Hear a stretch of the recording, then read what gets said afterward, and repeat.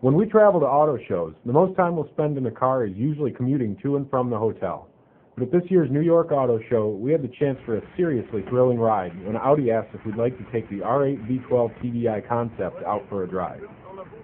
If you think navigating the sea of banged-up taxis in Manhattan is nerve-wracking, you should try it in a multi-million-dollar, one-of-a-kind show car.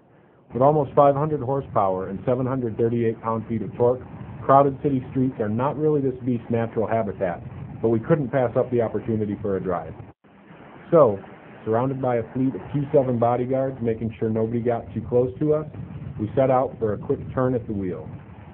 The Audi rep riding shotgun pleaded with us not to drive the car hard, as the transmission is really just a placeholder and not meant to handle the V12's power.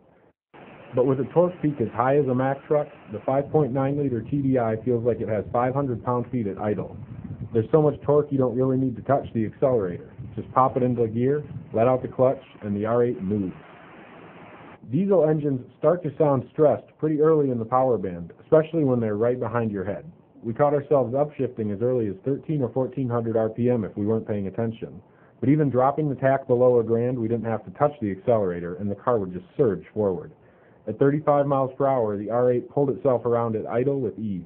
This thing could tow its own transporter. Audi built this concept to showcase its high-performance diesel expertise to those who might be unaware of its back-to-back overall wins at the 24 Hours of Le Mans with the diesel-powered R10 race car. The company is still on the fence about whether or not it will combine this engine and this car for production, so start your letter-writing campaigns now. Trust us, this is one wheel you need to get behind.